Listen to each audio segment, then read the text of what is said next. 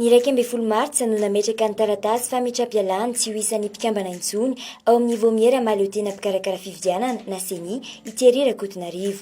Ny 10 martsa nefa dia efa nandefa taratasy anonganana azy tsy ho mpikambana ny filohan'io vomiera io fa hoe tsy nanada ny fianianana sy namoaka tsy ambaratelo io tompon'andraikitra io. Raha nangatahana fanazavana mikasika izay ny mpitondra teny dia tsy nahazoana valy ny mazava. Efa iny zany le fepetrany raisiny seny efa nandray ny tandrify azy ny tany amin'ny fitsaranavim-balalampanorenana ny voakasika ihany koa moa zany nametra-pialana dia apetratsika eo zany mahakasika an'io. Zany hoe ohatry ny tsy nisy ndray zany tompo le faute lourde le constatenareo avy aty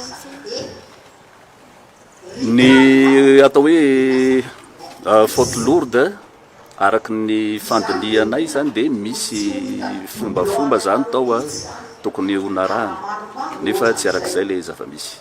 Le déclaration nataony Thierry iny mbola nao mafisy ny filohan'ny iny tateo ary dia avy ny nefa lazana faute lourde le déclaration. Sarotra be mamaly an'izany. Raha nanao fianianana zay dia misy hoe tanany tsy ambaratelo. Zany hoe nisy tsy voatero le zavatra nilazaina koa fa misy zavatra zany tao anatiny tao tsy arak'izay le ana zay dia zay nahatonga le fandraisana le fepetra. Fa raha vao ohatra izany ny décision tao anatin'le bureau permanent le izy dia zay zavatra zay zany le anisan'le voalaza hoe tsy ambaratelo tsy tokony fa nisy antony tao. Nisy antony tao na lefa tany amin'ny HCC dia nahatonga anazy hoe nametra-pialana iny. Raha mahakasika ny lisy mpividianana indray sy ny fisiany kara-panondro mitovy laharana dia mbola no mafisy ny avy eo anivony isany fa tsy vao izao no nisy izany tranga izany. Ho an'ny fiarahamonim-pirenena avy amin'ny roy kosa dia nangataka ny fanokafana fanadihadiana izy ireo mba ahitana ny tena marina. Le zava-misy zany taorian'le fanambarana tamin'ny 29 ny volana febroary dia tsy fankazokevitra.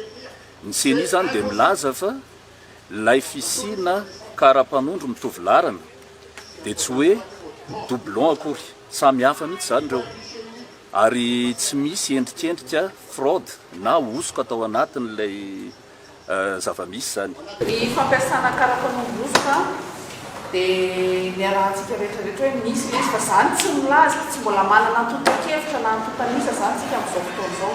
Zay mahatonga antsika miteny foana hoe aleo ataovy aloha ny fanadihadiana satria teraka korontana mantsy ny fitenenana hoe hatray izay aloha lafa tsy manana antotan-kevitra mazava.